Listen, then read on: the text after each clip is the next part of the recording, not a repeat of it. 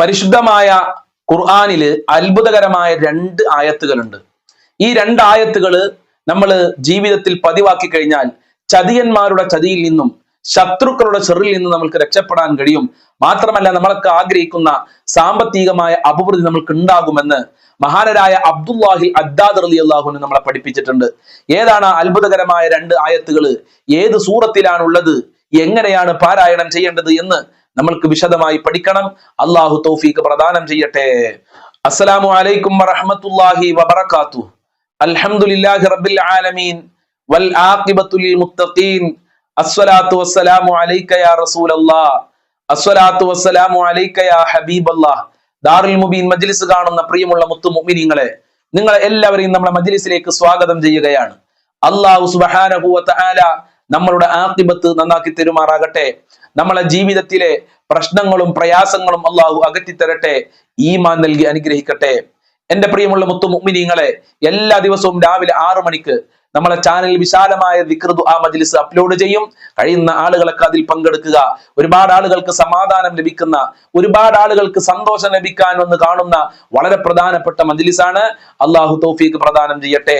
എന്റെ പ്രിയമുള്ള മുത്തു മുഅ്മിനീങ്ങളെ, പരിശുദ്ധ ഖുർആനില് അത്ഭുതകരമായ ഒരു സൂറത്തുണ്ട്. ആ സൂറത്തിൽ അത്ഭുതകരമായ 2 ആയത്തുകളുണ്ട് എന്ന് അബ്ദുല്ലാഹിൽ ഹദ്ദാദ് റളിയല്ലാഹു അൻഹു നമ്മളെ പഠിപ്പിച്ചിട്ടുണ്ട്. മഹാനവറുകൾ പറയാണ്, ഈ 2 ആയത്തുകള് നമ്മളെ ജീവിതത്തിൽ നമ്മൾ പതിവാക്കി കഴിഞ്ഞാൽ എല്ലാ പ്രശ്നങ്ങൾക്കും അത് പരിഹാരമാകും. എല്ലാ പ്രശ്നങ്ങൾക്കും, ഏതേത് പ്രശ്നങ്ങളുണ്ടോ ഒരിക്കലും തീരുകയില്ല എന്ന് നമ്മൾ വിചാരിച്ച പ്രശ്നങ്ങൾ വരെ ഈ 2 ആയത്തുകളെ കൊണ്ട് നമ്മൾക്ക് മാറ്റിയെടുക്കാൻ കഴിയുമെന്നുള്ളതാണ്. അതുപോലെ തന്നെ സാമ്പത്തികമായ മികവിന്, സാമ്പത്തികമായ പുരോഗമനത്തിന്, വരുമാന മാർഗം ഖൈറിലാകാൻ വേണ്ടി ഈ 2 ആയത്തുകൾ നല്ലതാണ് എന്ന് അബ്ദുല്ലാഹിൽ ഹദ്ദാദ് റളിയല്ലാഹു അൻഹു നമ്മളെ പഠിപ്പിച്ചിട്ടുണ്ട്. അതുപോലെ തന്നെ ഒരുപാട് ആളുകളെ പ്രശ്നമാണല്ലോ ശത്രുക്കള്. എത്ര വലിയ ശത്രുക്കളാണെങ്കിലും, കൊടും ശത്രുക്കളാണെങ്കിലും, എത്ര വലിയ ധൈര്യശാലിയായ ശക്തനായ സാമ്പത്തികമായ ശക്തിയാണെങ്കിലും, ശാരീരികമായ ശക്തിയുള്ള ശത്രുവാണെങ്കിലും ആ ശത്രുവിന് നമ്മളോട് അടുക്കാൻ പോലും കഴിയൂല. ആ ശത്രുവിനെ നമ്മളെ തകർക്കാൻ കഴിയൂല. ഈ 2 ആയത്തുകൾ നമ്മളെ ജീവിതത്തിൽ മുറുകെ പിടിച്ചാൽ മതി. ശത്രു ശല്യത്തിൽ നിന്ന് അള്ളാഹു രക്ഷപ്പെടുത്തുമെന്നുള്ളതാണ്. അതുപോലെ തന്നെ ചതിയന്മാര്, കൂട്ടുകാരിൽ ചതിയന്മാരുണ്ടാവും, കുടുംബത്തിലുണ്ടാവും, അതുപോലെ തന്നെ സമൂഹത്തിലുണ്ടാവും. ഇങ്ങനെയുള്ള ചതിയന്മാരുടെ ചതിയിൽ നിന്ന് രക്ഷപ്പെടാൻ ഈ 2 ആയത്തുകൾ ഓതിയാൽ മതി എന്ന് മഹാനരായ അബ്ദുല്ലാഹിൽ ഹദ്ദാദ് റളിയല്ലാഹു അൻഹു നമ്മളെ പഠിപ്പിച്ചിട്ടുണ്ട്. അല്ലാഹു സുബ്ഹാനഹു വ തആല ഈ പറയാൻ പോകുന്ന 2 ആയത്തുകളുടെ ബർക്കത്ത് കൊണ്ട് നമ്മളെ ജീവിതത്തിൽ സന്തോഷം നൽകണേ അല്ലാ, റാഹത്ത് നൽകണേ അല്ലാ. ഏത് സൂറത്തിലാണ് ഈ 2 ആയത്തുകൾ എന്നായിരിക്കും നിങ്ങൾ എല്ലാവരും ഇപ്പൊ ചിന്തിക്കുന്നത്. ഞാൻ പറഞ്ഞുതരാം. സൂറത്തു ത്വലാഖ്. സൂറത്തു ത്വലാഖ് അറിയാത്ത ഉമ്മമാരുണ്ടാകൂല. ത്വലാഖിനെ സംബന്ധിച്ചാണ് ഈ സൂറത്തിൽ അല്ലാഹു സുബ്ഹാനഹു വ തആല പ്രതിപാദിക്കുന്നത്. ഈ സൂറത്തിലെ 2-3 ആയത്തുകളാണ് നാം പതിവാക്കേണ്ടത്. 2ാമത്തെ ആയത്ത് തുടക്കം മുതൽ ഓതേണ്ടതില്ല.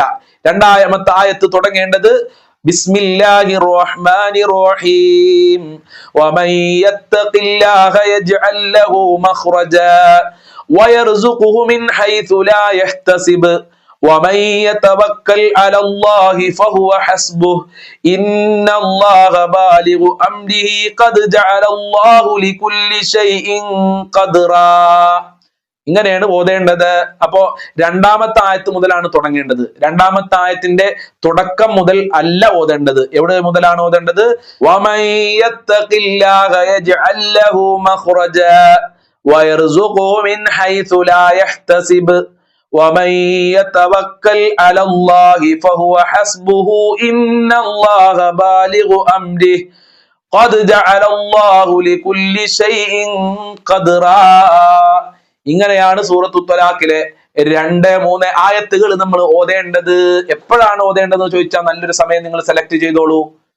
സുബഹി നിസ്കാരത്തിന്റെ ശേഷമോ, താജ്ജുദ് നിസ്കാരത്തിന്റെ ശേഷമോ, ദുഹാ നിസ്കാരത്തിന്റെ ശേഷമോ, ഇത്ർ നിസ്കാരത്തിന്റെ ശേഷമൊക്കെ നമ്മൾ പാരായണം ചെയ്യും. ഒരു 3 പ്രാവശ്യമെങ്കിലും ഓതുക. ഒരു പ്രാവശ്യമാണെങ്കിൽ 1 പ്രാവശ്യം.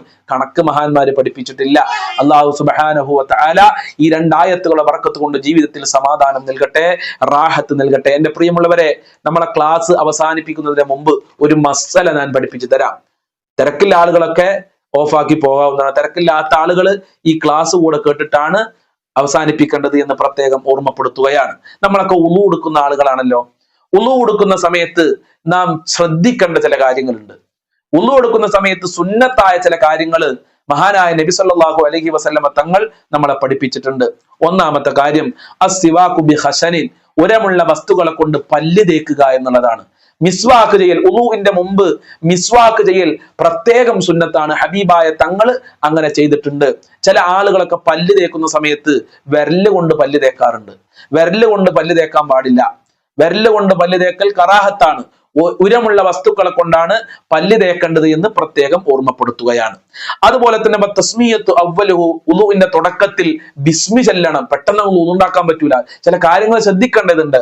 ബിസ്മി ചൊല്ലിക്കൊണ്ടാണ് ഉളു എടുക്കേണ്ടത്. അതുപോലെ തന്നെ ഗസ്ലുൽ കഫൈനി, രണ്ട് മുൻകൈ കഴുകണം. നമ്മളെ ഈ രണ്ട് മുൻകൈ ഉണ്ടല്ലോ, അത് കഴുകൽ നിർബന്ധമല്ല, പക്ഷെ രണ്ട് മുൻകൈ കഴുകൽ സുന്നത്താണ്. ഹബീബായ തങ്ങൾ അങ്ങനെ ചെയ്തിട്ടുണ്ട്. അതുപോലെ തന്നെ വൽ മൽമലത്തു വൽ ഇസ്തിൻഷാഖു, വായിൽ വെള്ളം കുപ്പിക്കുക, മൂക്കിൽ വെള്ളം കയറ്റി ചീറ്റലൊക്കെ ഹബീബായ തങ്ങളെ സുന്നത്താണ്. അതൊക്കെ ശരിക്ക് ചെയ്യണം. പെട്ടെന്ന് ഉളു ഉണ്ടാക്കി പോകാൻ പാടില്ല. അപ്പോഴേ ഉളുഇന്റെ പൂർണ്ണ പ്രതിഫലം അല്ലാഹു സുബ്ഹാനഹു വ തആല നമ്മൾക്ക് നൽകുകയുള്ളൂ. വമസ്സു കുല്ലി റഅസിൻ, തല മുഴുവനും തടവലാണ് സുന്നത്ത്. ചില ആളുകളൊക്കെ തല തടവുമ്പോ തോന്നിപ്പോകും അച്ചാറ് നാമക്കാണോന്ന്. അച്ചാറ് നമ്മൾ തൊട്ടിട്ട് വായിലാക്കുമല്ലോ എന്നതുപോലെയാണ് ഇങ്ങനെ ഇങ്ങനെ ഇങ്ങനെ ആക്കണാണ്. അങ്ങനെയല്ല, ശരിക്ക് തല തടവണം. മഹാന്മാര് പറയുന്നു തല മുഴുവനും തടവലാണ് സുന്നത്ത്. മാലിക്കി മദ്ഹബില് തല മുഴുവനും തടവൽ നിർബന്ധമാണ്. അപ്പൊ നമ്മൾ തല അല്പമെങ്കിലും തടവുക, അതല്ലെങ്കിൽ മുഴുവനും തടയാൻ പറ്റുന്ന ആളുകൾ മുഴുവനും തടവല് പ്രത്യേകം സുന്നത്താണ്. അതുപോലെ തന്നെ വൽ ഉദിനു, ചെവി മുഴുവനും തടവലാണ് സുന്നത്ത്. ഇങ്ങനെ ഇങ്ങനെ ഇങ്ങനെ ആക്കണാണ് ചില ആളുകൾ. അങ്ങനെയല്ല, ഇങ്ങനെ മുഴുവനും ആക്കണം. മുഴുവനും തടവൽ സുന്നത്താണ്. അത് ഹബീബായ തങ്ങളെ ചര്യയാണ്. അതുപോലെ തന്നെ വൽ മുബാരാത്തു, നമ്മൾ തുടരെ ചെയ്യണം. ചില ആളുകൾ ഇങ്ങനെ മുഖം കഴുകും, ഇങ്ങനെ മുഖം കഴുകും. എന്നിട്ട് പിന്നെ എന്തൊക്കെ സുഖം തന്നെയല്ലേ, മോള് വന്നുക്കണോ, കുഞ്ഞാത്ത് വന്നുക്കണോ, എന്റെ മകൾക്ക് ഇപ്പൊ എത്രയായി, എത്രാം മാസമാണ് ഇപ്പോ, പ്രസവിക്കാനായോ, അങ്ങനെ ചില ആളുകൾ സംസാരിക്കുക, ഉളു ഉണ്ടാക്കുമ്പോൾ സംസാരിക്കുക. എന്നിട്ട് പിന്നെ കുറച്ച് കഴിഞ്ഞിട്ട് പിന്നെ മുഖം കഴുകുക, പിന്നെ അല്പം കഴിഞ്ഞിട്ട് പിന്നെ കൈ കഴുകുക. അങ്ങനെ പറ്റൂല. തുടരെയാണ് ചെയ്യേണ്ടത്. ഓരോന്നിനും ഓരോ ക്രമങ്ങളുണ്ട്, അതനുസരിച്ചാണ് ഉളു എടുക്കേണ്ടത്. അതുപോലെ തന്നെ അവയവങ്ങളൊക്കെ സൂക്ഷിച്ചു കഴുകണം. നമ്മൾ അവയവങ്ങളൊക്കെ സൂക്ഷിക്കാതെ പെട്ടെന്ന് ഉളു എടുത്തു പോയാൽ ഉളു ശരിയാവൂല. ശ്രദ്ധിക്കേണ്ട സ്ഥലങ്ങളൊക്കെ ശ്രദ്ധിക്കേണ്ടതുണ്ട്.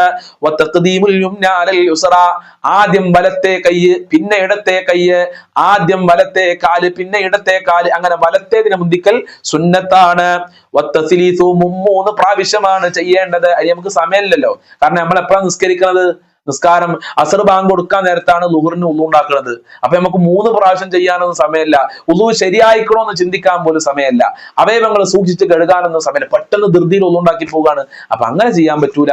ഉളുവിന്റെ സുന്നത്തുകളൊക്കെ ശരിക്കും നമ്മൾ പാലിക്കേണ്ടത്. 3 പ്രാവശ്യം ഉളു ഉണ്ടാക്കൽ പ്രത്യേകം സുന്നത്താണ്. എല്ലാ കാര്യങ്ങളും 3 പ്രാവശ്യം. മുഖം കഴുകുമ്പോൾ 3 പ്രാവശ്യം, കൈ കഴുകുമ്പോൾ 3 പ്രാവശ്യം, വായിൽ വെള്ളം കുപ്പിക്കുക അത് 3 പ്രാവശ്യം. ഇങ്ങനത്തെ കാര്യങ്ങളൊക്കെ ശ്രദ്ധിക്കുക.